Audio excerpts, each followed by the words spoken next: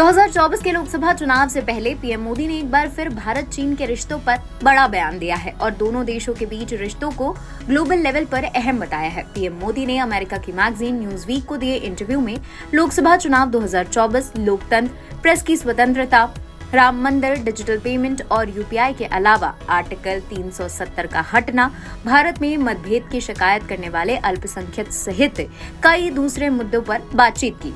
PM Modi के interview में जरूरी बातें जान लीजिए। पहली बात थी भारत चीन बॉर्डर विवाद पर। उन्होंने कहा, भारत के लिए चीन के साथ रिश्ते अहम हैं। मेरा मानना है कि हमें अपनी सीमाओं पर लंबे समय से चल रहे विवाद पर तत्काल चर्चा करने की जरूरत है।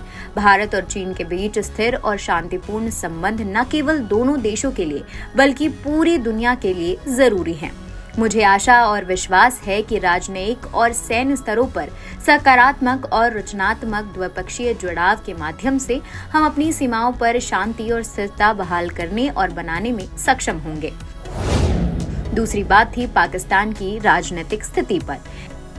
उन्होंने कहा, मैंने पाकिस्तान के प्रधानमंत्री शहबाज शरीफ को पदभार ग्रहण की बधाई दी है। भारत ने हमेशा अपने क्षेत्र में आतंक और हिंसा से मुक्त माहौल की शांति, सुरक्षा और समृद्धि को आगे बढ़ाने की वकालत की है। इसके साथ ही मोदी ने इमरान खान की कैद के संबंध में कहा कि मैं पाकिस्तान के आंतरिक मामलों में टिप्पणी नहीं करूंगा। तीसरी जरूरी बात थी राम मंदिर में प्राण प्रतिष्ठा को लेकर। उन्होंने कहा, भगवान राम का अपनी जन्मभूमि पर वापस लौटना देश के लिए ऐतिहासिक क्षण था। ये सदियों से दृढ़ता और बलिदान का अंत था। जब मुझसे प्राण प्रतिष्ठा समारोह का हिस्सा बनने के लिए कहा गया तो मुझे पता था कि मैं देश के 1 अरब लोगों का प्रतिनिधित्व करूंगा। देश के लोगों ने रामलला की वापसी के लिए सदियों से इंतजार किया था। इसके साथ ही पीएम मोदी ने कहा कि हमारे पास अपने वादों को पूरा करने का शानदार ट्रैक रिकॉर्ड रहा है।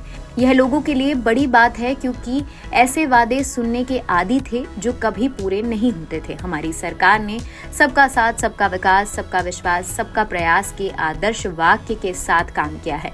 उन्होंने कहा कि लोगों को भरोसा है कि अगर हमारे कार्यक्रम का लाभ किसी और को मिला तो उन तक भी पहुंचेगा। लोगों ने देखा है, भारत 11वीं सबसे बड़ी अर्थव्यवस्था से आगे बढ़कर 5वीं सबसे बड़ी अर्थव्यवस्था बन गया है। अब देश की आकांक्षा है कि भारत बहुत ही जल्द दुनिया की तीसरी सबसे बड़ी अर्थव्यवस्था बने। NBT ऑनलाइन की रिपोर्ट।